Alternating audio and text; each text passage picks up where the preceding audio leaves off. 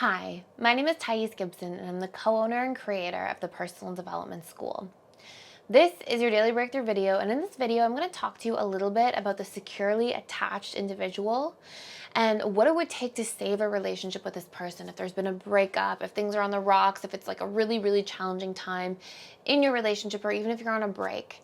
And again, a quick disclaimer, if you haven't seen the rest of this series where I've talked about the different attachment styles, it's just very important to use these tools in a way that is effective and there to serve and really there to like show up and be in integrity to yourself. Because if we use tools and we're just trying to manipulate somebody back in to get rid of our pain of missing them, and then we don't follow through on like changing the underlying dynamics that created the pain or problems in the relationship in the first place, then we're really just wasting our own time and the other person's time.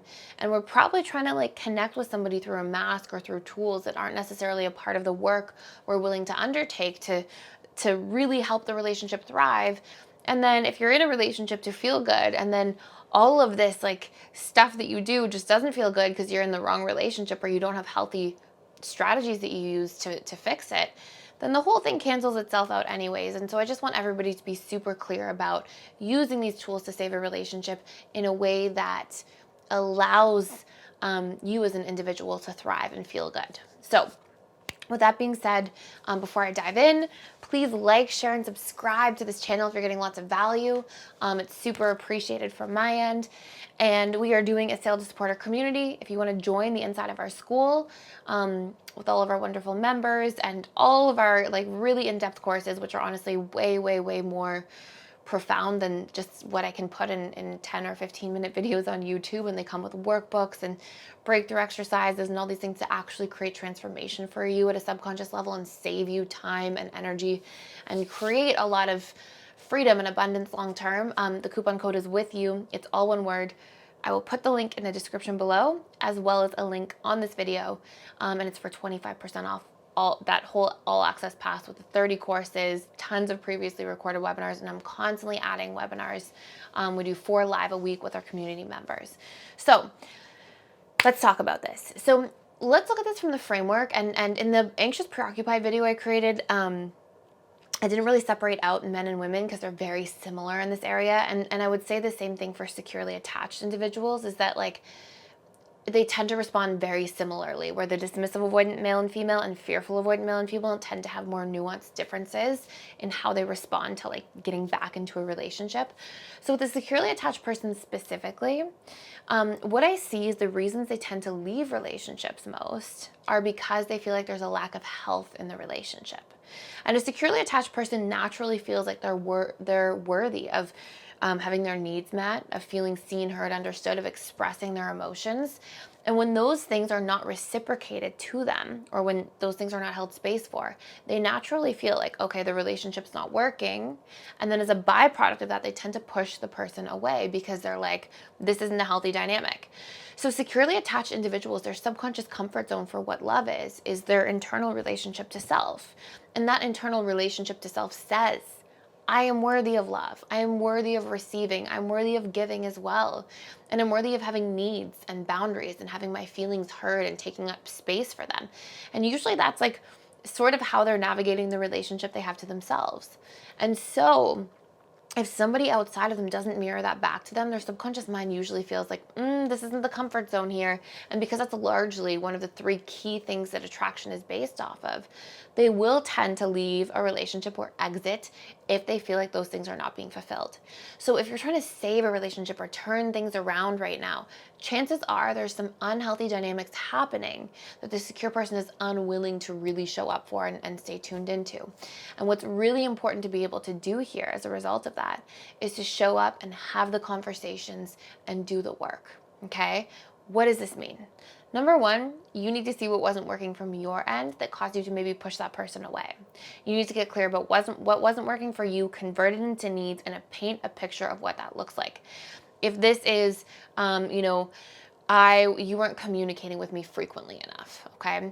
Instead of saying you weren't communicating with me frequently enough, you want to turn this into the positive framework of what you need, not what wasn't working. But you can start there to get clear about this. And you want to be able to say something like, I would really appreciate if we could communicate more often. Okay, that's step 2. Identify, convert that into a positive version of words, okay? And then paint a picture of what that looks like. So you might say, that looks like us chatting on the phone for 15 minutes once a day. Like that would really mean a lot to me and that would meet my need. So you're really getting clear, because somebody might hear you say, I want to communicate more frequently, and they might send you an extra text once a day, and you're still feeling like my bucket's not being filled for that need. And it's so important to be able to recognize that. So that's number 1. For you, get clear. What wasn't working? How can I communicate that as a need in the positive form, not in a critical way? And then how can I paint the picture of what that looks like so there's no lack of clarity where there's going to be confusion, okay? Once you've done that, the next really big piece here is you want to be able to write down everything you think wasn't working from their end. And these are probably going to be things like their feelings weren't validated, they weren't feeling properly empathized with or seen, understood, heard as an individual. Maybe they weren't feeling important enough or valued enough.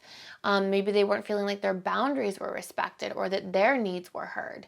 Be that for more time together, less time together, more space, less space, whatever it might be. Okay. But you want to get really clear about what that would feel like as them with their programming, so that when you come to the table to communicate this or have a conversation about this, you can do that from a space that you're actually empathizing with them. You've put yourself in their shoes.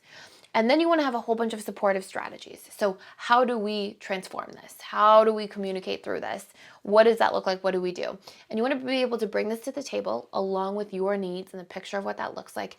And usually securely attached individuals are very receptive about receiving that. They usually are very interested in hearing those things. So you want to absolutely be operating from that perspective. And then in terms of time frame for when this works best, you really want to dive into doing this as soon as possible. Securely attached individuals, they don't like leaving things under the rug. They don't like leaving things left unsaid. They want to hear what's going on. They want to understand what's happening. They want to be able to do the work, create resolution, know that resolution is possible.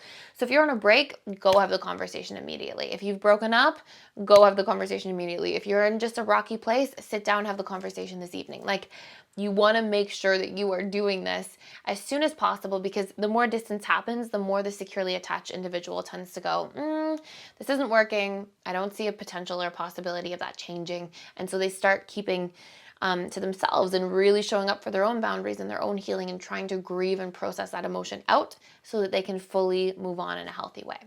So that should give you all the info you need to get started.